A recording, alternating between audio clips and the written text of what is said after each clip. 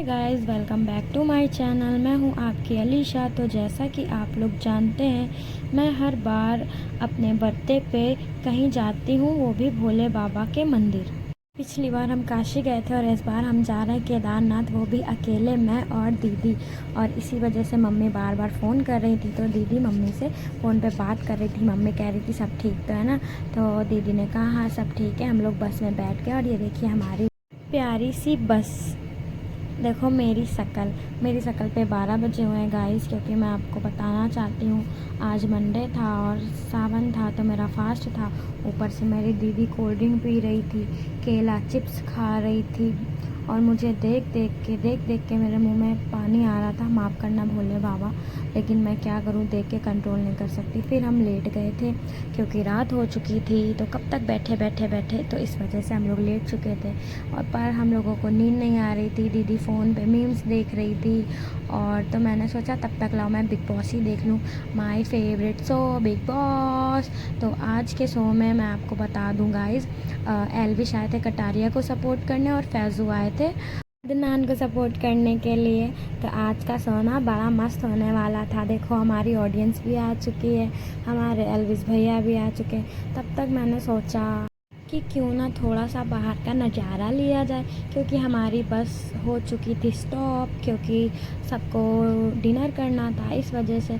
तो गाइस देखिए बाहर की वाइब कितनी अच्छी है, प्यारी प्यारी रात हमारी। वाओ देखिए एकदम सुनसान, कोई भी नहीं है। मेरा तो मन कर रहा था गाइस मैं उतर के रील बना लूँ, पर मेरा सर बहुत दर्द हो रहा था, क्योंकि मैं व्रत में कुछ भी खाती पीती नहीं हूँ, ना फ्रूट्स ना कुछ, बस चाय पीती हूँ। तो जब भी मैं घर पे होती हूँ ना, तो मेरी मम्मी बार बार मेरे को चाय बना के देती रहती है। यहाँ पर मैं शाम की निकली हुई हूँ, तब से एक भी बार चाय नहीं पी है, बस पूजा करके घर से निकल आई थी। और अब मैं जा रही हूँ इस ढाबे पे चाय पीने के लिए, क्योंकि मेरे सर में बहुत ज़्यादा दर्द हो रहा है। मैं लिटरली आपको बताना चाहती हूँ गाइस, ऐसा भयंकर सा दर्द हो रहा ना मेरे सिर में कि मैं बता नहीं सकती। तो फिर हम लोग आ गए थे यहाँ पर चाय लेने के लिए और देखे कुछ अच्छा सा बना रहे थे। मैंने अंकल से कहा अंकल फटाफट से मेरे को एक फ़ास्ट वाली चाय दे दीजिए। अंकल ने कहा फ़ास्ट? मैंने कहा व्रत अंकल। तो कहने लगे बेटा इसमें नमक नहीं पड़ा, ये आप व्रत में पी सकते हो। अंकल बोले जब व्रत था तो घूमने क्यों आ गई? हमने कहा अरे अंकल क्या ही मैं बताऊँ आपको, आप फटाफट से चाय दो। फिर अंकल ने मेरे को चाय दी और मैंने अंकल से चाय ली। अंकल का नेचर बहुत अच्छा था, बड़ा हंस के जवाब दे रहे थे। फिर मैं अपनी चाय ले आके टेबल पे बैठ के, वो भी अपनी बस के सामने वाली टेबल पे, क्योंकि ऐसा होता है ना बहुत बार बस हॉर्न देती है और सुनाई नहीं देता। मैं बहुत बार गई हूँ तो मेरे साथ यही हुआ है। फिर ऐसे में ना बस छूटने का डर रहता है, इसलिए मैं सामने बैठी रही। अपनी बस को देखते देखते मैंने चाय पी तो मेरे सर को थोड़ा सा सुकून मिला, मुझे थोड़ा सा अच्छा लगा। पर चाय का टेस्ट बहुत ही गंदा था, मतलब मुझे मेरे घर की चाय ज़्यादा अच्छी लगती है, इस वजह से। उसके बाद चाय पीने के बाद हम गए बस में, और बस में मेरी दीदी फिर से खाना खा रही थी। इनको कुछ ना कुछ खाने को चाहिए, बहुत खाती हैं गाइस, भुक्कड़ है भुक्कड़। और मेरे को देख के गुस्सा आ रही थी। खा रही थी पूड़ी सब्जी दाल, मेरे को चिढ़ा रही थी। कौन कहता है फास्ट रखने को, कौन कहता है फास्ट रखने को? पर मैं क्या ही बोलूँ, मैं तो ना बस टाइम पे टाइम देख रही थी, बार बार अपना फ़ोन ऑन करके। अभी तक 11:33 ही हुआ है गाइस, बस आधे घंटे की और बात है। बट मेरा सर बहुत दुख रहा था, आप मेरे मुंह से पता लगा सकते हैं मेरा सर कितना दुख रहा है। आप लोग भी बताइए कि आप लोग ने भी कभी फास्टिंग में ट्रैवल किया है? अगर किया है तो कमेंट में बताइएगा, हाँ नहीं किया है तो ना। अब मेरे को बहुत गुस्सा आ रहा था, दीदी सो गई थी, मेरा सर भी नहीं दबा सकती। मैंने दीदी को बोला था मेरा सिर दबा दो, बट उसने नहीं दबाया, वो सो गई। मैं भी लेटी थी, बस वेट कर रही थी 12 बजने का। और गाइस 12 बज चुका था।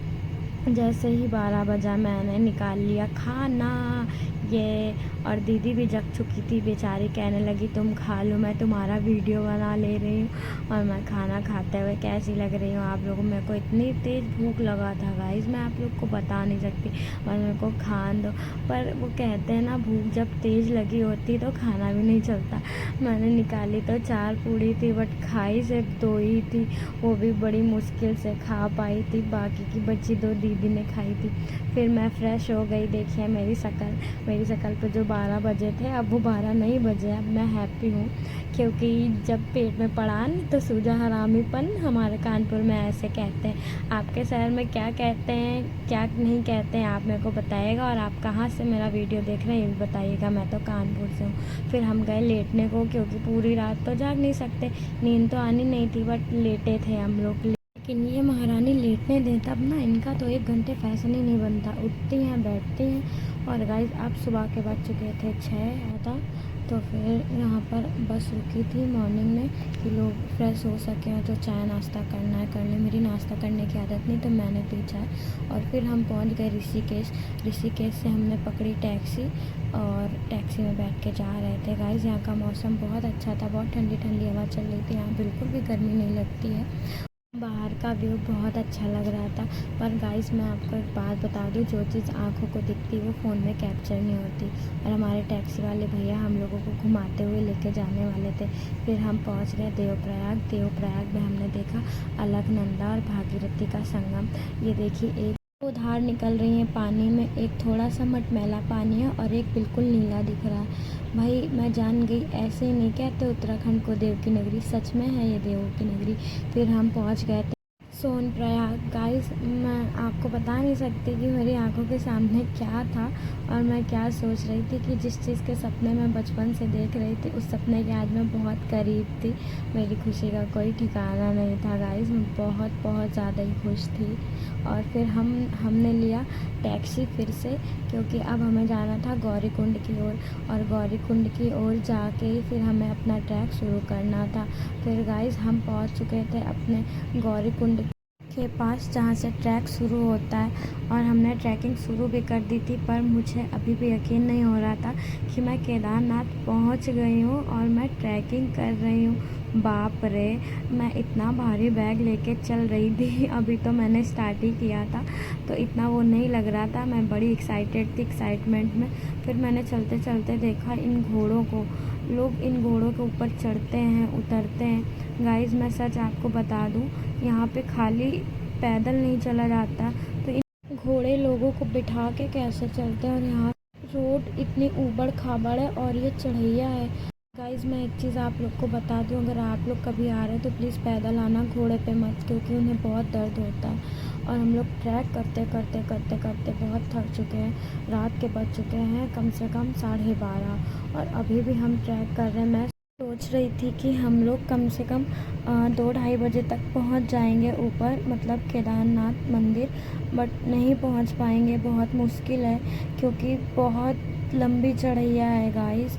यहाँ पे लिखा होता है जो उस हिसाब से नहीं है, बाकी बहुत लंबा रास्ता है। और जितना ऊपर चलते जाओ उतना ख़राब रास्ता आता जाता है। ये देखिए गाइस, ये ऐसा रास्ता है, इस रास्ते से हम चढ़ रहे हैं। और मौसम इतना ख़राब है, बारिश बहुत तेज़ हो रही है और लैंडस्लाइडिंग भी बहुत हो रही है। तो हम ना थोड़ा संभल कर जा रहे हैं, जो भी रास्ते में मिल रहा है हमसे यही कह रहा है, बेटा अब रुक जाओ, अब मत चढ़ाई करो।